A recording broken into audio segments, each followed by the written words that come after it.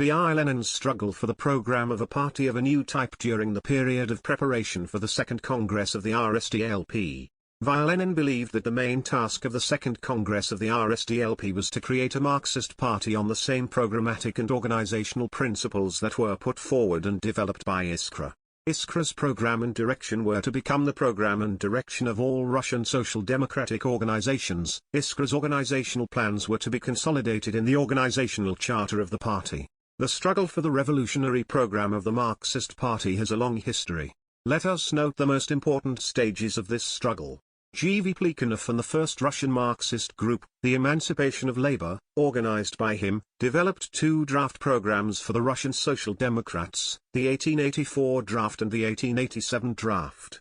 Lenin spoke positively about the second draft, believing that it contained elements of the program. Not the Emancipation of Labor group was practically not connected with the labor movement. This left its mark on the projects of the program of Plekhanov and his group. At the end of December 1895, while in prison, V.I. Lenin wrote a draft program of the Social Democratic Party, and in the summer of 1896, an explanation of this program. In these works, Lenin puts forward the need to introduce socialist consciousness into the workers' movement as a priority task for the Social Democratic Party, formulates the idea of the hegemony of the proletariat in the impending popular revolution and the revolutionary alliance of the working class and the peasantry. Development of the draft program of the party. V.I. Lenin considered the primary and most important task of Iskra. In his letters to the members of the Iskra editorial board, he insistently asks them to hurry up with the presentation of the project. At the end of 1901, Plekhanov was working on his first draft of the program. On January 21, 1902, in Munich, this project was discussed at a meeting of all the members of the Iskra editorial board. N.K. Krupskaya in her memoirs notes the difficult situation that prevailed at the conference. Plekhanov, who considered his project infallible, behaved defiantly at the meeting. Lenin and some other members of the editorial board did not agree with Plekhanov on a number of issues, but apart from Lenin no one actively fought against the incorrect provisions of Plekhanov's draft. At the conference, Lenin made his remarks, in which he subjected almost all points of the draft to a critical analysis. At Lenin's insistence, Plekhanov's project was rejected. Dissatisfied with Plekhanov's project, Lenin wrote his own draft, which on February 7, 1902, was sent to the members of the Iskra editorial board. Lenin's draft program consisted of three parts. The first, general theoretical part, considered the economic development of Russia and the main features of Russian capitalism. The second part included the problems of the class struggle of the proletariat and the main tasks of the party. The third part outlined the immediate goals and practical tasks of the Social Democrats. Unlike Plekhanov, Lenin began the draft program not with a characterization of capitalism in general, but with a characterization of Russian capitalism, revealed the features of its development, defined the tasks of the revolutionary activity of the Russian Social Democratic Labor Party. The immediate practical task stemming from the peculiarities of the historical development of Russia was the overthrow of the Tsarist autocracy, the stronghold of the semi-feudal relations that remained in the country and the worst enemy of the labor movement. Lenin's project emphasized the role of Russian social democracy, its revolutionary activities aimed at explaining to the working class the opposition and irreconcilability of its interests with the interests of the capitalists, at explaining to the proletariat their historical significance, nature and conditions of the victory of the social revolution that it was to accomplish. At the same time, Lenin, in contrast to Plekhanov, who did not understand the historical role of Russian social democracy, pointed to the organization of a revolutionary party capable of leading all manifestations of the class struggle of the proletariat as the most important task of the Social Democrats. Lenin's draft program contained a special clause on the dictatorship of the proletariat. This was a great merit of V.I. Lenin. Plekhanov, agreeing with the practical part of the draft, completely rejected its theoretical, fundamental provisions, including the question of the dictatorship of the proletariat. On March 12, 1902, Plekhanov sent to the members of the editorial board his second draft of the program, which Lenin reasonably criticized. In March 1902, a Conciliation Commission was formed from the members of the Iskra editorial board to draw up a new draft. The so-called Commission draft was worked out, drawn up on the basis of Plekhanov's second draft with the addition of some provisions from Lenin's draft. On April 12, 1902, V. Lenin wrote remarks on the Commission draft program, in which he criticized the draft and rejected it. On April 14 to 17, 1902, at a meeting of the Iskra editorial board in Zurich, the final, editorial text of the draft program was adopted, all the most important provisions of which were developed by V. Lenin. During the development of the draft program within the editorial board of Iskra, serious disagreements arose between Lenin and Plekhanov, which almost led to a complete break between them. What was the essence of the disagreements on the main programmatic issues between Lenin and Plekhanov? In remarks on the second draft of Plekhanov's program, V. Lenin wrote that unacceptable the entire type of program was. This is not a program of a practically fighting party, Lenin noted, but rather a textbook for students. In the way of formulating the most important section related to the characterization of capitalism, wrote Lenin, this project does not provide a program for the proletariat fighting against very real manifestations of a very definite capitalism, but a program for an economic textbook devoted to capitalism in general. Lenin demanded that the party program be militant, revolutionary. He proceeded from the indisputable fact that in Russia capitalism had already become the dominant mode of production. Meanwhile, Plekhanov believed that economic relations in Russia still far from possess all the typical features of developed capitalism. The disagreements between Lenin and Plekhanov over the degree of development of capitalism in Russia were by no means an academic dispute. These were fundamental differences, behind which the most important question was hidden, whether the Russian proletariat was ripe for an independent revolutionary struggle or should it trail in the tail of the liberal bourgeoisie. The political significance of the recognition of the domination of capitalism in Russia consisted in the fact that it obliged the proletarian party to fight simultaneously against the Tsarist autocracy and against capitalism. Lenin's propositions on the nature of Russia's economic development laid the idea of the hegemony of the proletariat in the revolution, the idea of the development of a bourgeois democratic revolution into a socialist one. Thus, it was about the nature of the growing revolution in Russia, about its main driving force. The disagreements between Lenin and Plekhanov reflected disagreements in the international labor movement on the assessment of the general trend in the development of capitalism and the social consequences of this development. Plekhanov and his supporters tried to present these questions in the program in very cautious and abstract terms. Lenin demanded that the program of the Workers' Party declare war on Russian capitalism, and therefore he attached great importance to showing the social consequences of the development of capitalism. The party of the Russian proletariat, wrote Lenin, must in its program most unequivocally set forth its accusation of Russian capitalism, its declaration of war on Russian capitalism.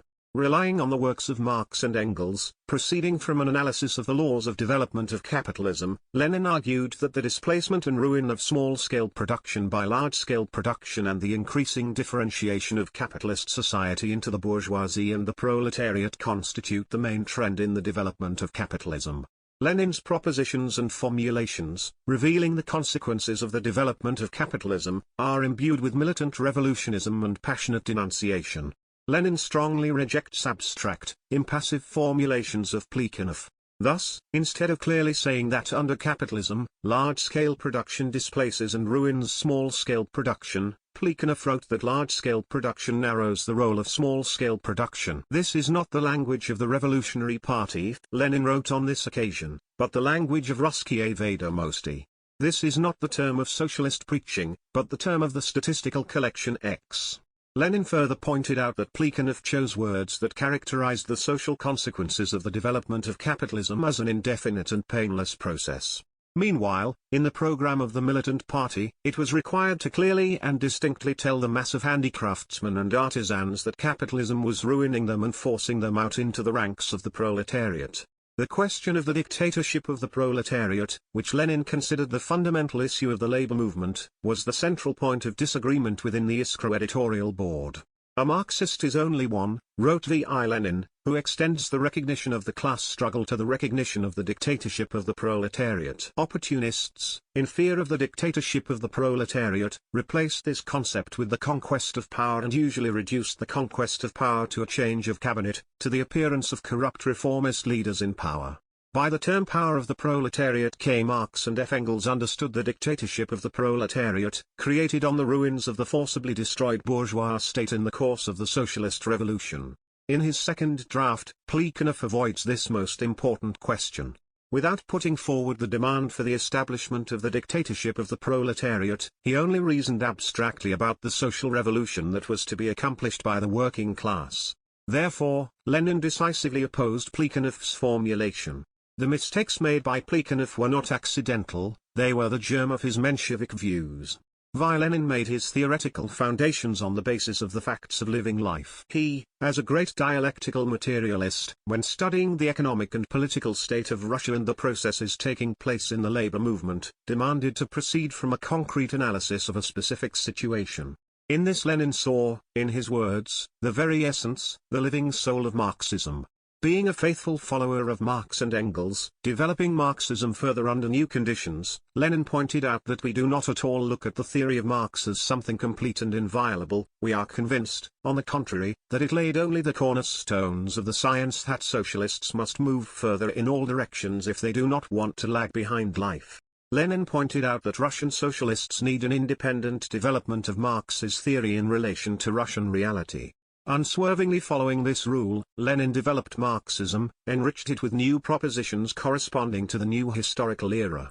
Plekhanov was a completely different type of theoretician and leader of social democracy. He relied not on a concrete analysis of the economic situation in Russia, proceeded not from an analysis of the correlation of interests of various classes of Russian society, but from general truths, from abstract comparisons and analogies of Russian reality with Western European ones. Lenin belongs in the party program and its entire agrarian part. During its discussion, a fierce struggle was waged within the editorial board of Iskra. Due to the fact that Russia was on the eve of the bourgeois democratic revolution, the agrarian peasant question acquired primary theoretical and practical importance. Defending his most important thesis of the hegemony of the proletariat in the forthcoming revolution, Lenin poignantly raised before the Russian Marxists the question of the peasantry as an ally of the working class in the bourgeois democratic revolution. In a number of his works, Lenin comprehensively investigated the agrarian and peasant question in Russia. Relying on the richest factual material, Lenin proved that after the abolition of serfdom in 1861, remnants of serfdom remained in the countryside, enslaving the peasantry and hampering the country's economic development. The remnants of serfdom in the countryside were expressed in the presence of land ownership, labor, that is, in the work of the peasant with his own tax on the landowner for the right to use a piece of landlord's land, for the right to use a watering hole, meadow, etc., in the estate and civil incompetence of the peasants, in their subordination to the landowner, in limiting the right to dispose of their land, depending on the village community, and the like. The needs of the country's social and economic development with imperative necessity required the complete elimination of the remnants of serfdom in the countryside, clearing the road for the growth of the country's productive forces and for the development of a free and open class struggle. The main immediate goal of social democracy, Lenin wrote, is to clear the way for the free development of the class struggle in the countryside, the class struggle of the proletariat aimed at realizing the ultimate goal, the conquest of political power by the proletariat and the creation of the foundations of a socialist society. Lenin believed that the destruction of the remnants of serfdom in the countryside could be carried out not by Tsarist officials, but by the oppressed classes, that is, in a revolutionary way. Lenin pointed out that the peasant question in Russia differs significantly from the peasant question in the West, since the peasantry of Russia suffered primarily and most of all from the remnants of pre-capitalist institutions and relations, from the remnants of serfdom. Since the peasantry suffered from the remnants of serfdom and was interested in their liquidation, Lenin believed that the party of the working class during the period of the bourgeois democratic revolution should support the entire peasantry, since it is capable, under the leadership of the proletariat, of a revolutionary struggle against the remnants of serfdom in general and against absolutism in particular. In his article Draft Program of Our Party, Lenin puts forward demands in the first place that are directed against the most barbaric remnants of serfdom, demands that are most understandable and close to the peasants. He demands the abolition of redemption and quit-rent payments, the abolition of all duties falling on the peasantry, the return of the plots to him, that is, those lands that were cut off from the peasants during the reform of 1861 and served in the hands of the landowners as a means of enslaving the peasants who were not provided with land. Lenin comprehensively motivates the demand for the return of the cut-offs. He points out that the peasant reform of 1861 was curtailed, it did not destroy the corvée system, enslaved peasantry and hinders the economic development of the country. In the article The Answer to Our Criticism of the Draft Program, Lenin provides detailed statistics showing the size of the robbery of the peasantry in the period of reforms 1861. He notes that in the steppe regions of Russia, sections accounted for 28.3% of the land area cultivated by peasants before the reform, in black earth regions, 21.9%, in non-black earth regions, 6.5%. The size of all sections of the former landlord peasants in Saratov province alone amounted to 600,000 desiatins, or 42.7% of the total land area used by the peasants before the reform. Lenin, in his very first works on the agrarian question, advocated the nationalization of the land, for the complete abolition of landlordism. The inclusion in the program of the RSDLP of demands for cut-off was caused by the weakness of the peasant movement, the fact that the peasantry could not at that historical stage understand the demand for the nationalization of the land. What was needed was a slogan understandable to all the peasantry, which would kindle the hearts of the peasants and rouse the peasantry against the remnants of serfdom. It was precisely this slogan that was Stretch's, which vividly reminded the Russian peasantry of the injustice of the remnants of serfdom. The revolutionary program of the Party of the Working Class worked out by Lenin's Iskra consisted of two parts, a maximum program and a minimum program. The first part of the draft program provides a theoretical basis for the maximum program. It is indicated that the development of exchange has established such a close connection between the peoples of the civilized world that the great liberation movement of the proletariat has become international. The draft contains an important provision that the Russian Social Democratic Labour Party, constituting one of the detachments of the World Army of the Proletariat, pursues the same ultimate goal to which the Social Democrats of other countries are striving. The following is a general description of capitalist society and its features: commodity production based on capitalist production relations, in which the most important and significant part of the means of production and circulation of goods is privately owned by a small handful of exploiters. At the same time, the vast majority of the population, proletarians and semi-proletarians, deprived of the means of production, are forced to sell their labor power and by their labor create income for the upper classes of society. The draft program indicated that the sphere of domination of capitalist production relations is expanding more and more as the constant improvement of technology, increasing the economic importance of large enterprises, leads to the ousting of small independent producers, turning some of them into the proletariat, narrowing the role of the rest and making them in close dependence on capital. Overproduction, which manifests itself in acute crises, is an inevitable consequence of the development of productive forces in bourgeois society. Crises and periods of industrial stagnation, in turn, further ruin small producers, further increase the dependence of wage labor on capital, and lead even faster to a relative and absolute deterioration in the position of the working class. It was pointed out that with the development of capitalism, the contradictions inherent in bourgeois society are aggravated, the discontent of the working and exploited masses with the existing state of affairs is growing, the number and cohesion of proletarians is growing and their struggle against their exploiters is intensifying. At the same time, with the development of technology, with the concentration of production, the material possibility of replacing capitalist production relations with socialist ones is created. The replacement of private ownership of the means of production and circulation by public property can occur only through the social revolution of the proletariat, which will abolish the division of society into classes and thereby liberate all oppressed humanity, put an end to all types of exploitation of one part of society by another. The establishment of a socialist system is possible only through the dictatorship of the proletariat, that is, such a power that will enable the working class to suppress all resistance of the exploiters. Consequently, the maximum program spoke about the main task of the Marxist Party, about the socialist revolution, the overthrow of the power of the capitalists, about the establishment of the dictatorship of the proletariat.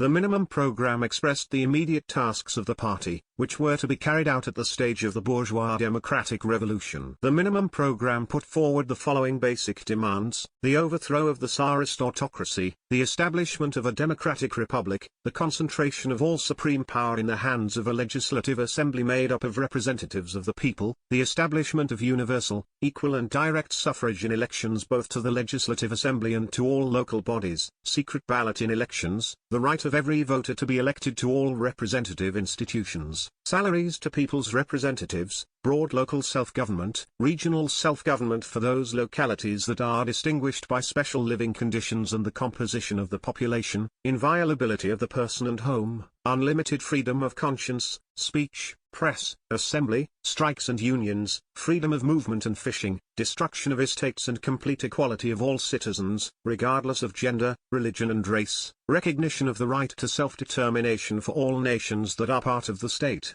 replacing the standing army with the general arming of the people, separation of church from state and school from church, the right of the population to receive education in their native language, the right of every citizen to speak in their native language at meetings, the introduction of the native language on a par with the state language in all local public and state institutions, free and compulsory general and vocational education for all children of both sexes under 16, the abolition of all indirect taxes and the establishment of a progressive tax on income and inheritance. On the work question, the following requirements were put forward: limiting the working day to 8 hours a day for all hired workers, the establishment by law of employers' liability for full or partial loss of the ability of workers to work as a result of accidents or harmful production conditions, prohibition of the issuance of wages in goods, the issuance of state pensions to elderly workers, the establishment of supervision of the factory inspection at all enterprises that use hired labor, participation of workers' representatives in the supervision of the implementation of factory laws, supervision of local self-government bodies, with the participation of elected from workers, over the sanitary condition of living quarters allotted to workers by entrepreneurs, the establishment of properly organized sanitary supervision in all enterprises using hired labor, and free medical care for workers at the expense of entrepreneurs, state insurance of workers in case of old age and complete or partial loss of ability to work, prohibiting entrepreneurs from making monetary deductions from workers' wages, establishment of criminal liability of employers for violation of labor protection laws.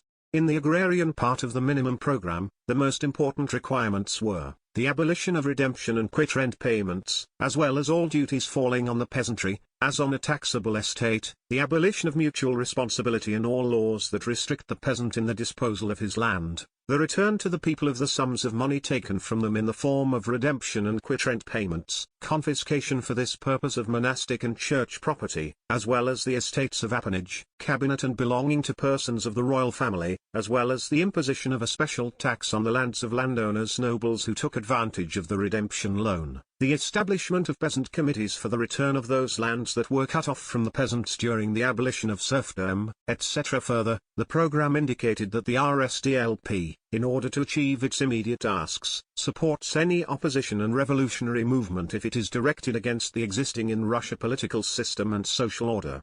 At the same time, the program noted that the RSDLP rejects any reform projects aimed at expanding or strengthening the police bureaucratic guardianship of the working classes. The concluding part of the program stated that the Russian Social Democratic Labour Party is firmly convinced that the complete, consistent and lasting implementation of the indicated political and social transformations is achievable only by overthrowing the autocracy. Justifying the minimum program, Lenin pointed out that in Russia, in contrast to Western Europe, along with the dominance of the capitalist mode of production, the remnants of medieval, semi-feudal institutions were preserved. They put a heavy yoke on the proletariat and on the entire people, retarding not only the economic development of the country, but also the growth of the political consciousness of all estates and classes. The bitter enemy of the working class and all democratic freedoms, the bulwark of Black Hundred reaction, was Russian Tsarism. Lenin considered the overthrow of Tsarism and the conquest of the Democratic Republic to be the immediate political task of the Russian proletariat. The accomplishment of this task, Lenin wrote, would make the Russian proletariat the vanguard of the international revolutionary proletariat to destroy the mighty bulwark of not only European but also Asian reaction. This determined the character, originality and international significance of the greatest people's revolution that was brewing in Russia. The final draft of the program, adopted, as noted above, at a meeting in Zurich, was published in issue 21 of the Iskra newspaper on June 1, 1902, long before the Second Congress of the RSDLP. Most of the local social democratic organizations discussed and approved the draft program. The decisions of a number of organizations were published in Iskra. Petersburg, Yaroslavsky, Kostroma, Ivanovo-Voznesensky, Nikolaevsky and other committees of the RSDLP announced their support for the programmatic, theoretical, organizational and tactical principles of Iskra. The Don Committee on March 1, 1903 reported, "For our part, we are in solidarity with Iskra and Zaya on all issues of program, tactics and organization." On April 1, 1903, a message from the Tula Committee of the RSDLP was published, which said, "The Tula Committee considers it necessary to tell Iskra that it, of course, agrees with the principles of the draft program published by DIN No. 21. The draft program was rejected, as one would expect, by all opportunist groups and organizations and, above all, by the economists and the Bundists. Discussion of the draft program in the pre-Congress period in local social democratic organizations and on the pages of Iskra helped to expose the opportunists. 22 accelerated the disengagement from them and ideologically united the ranks of the Marxist organizations in Russia. By mid-1903, most of the local committees had adopted the programmatic and organizational principles of Iskra. The possibility of convening the Second Congress of the RSDLP was created.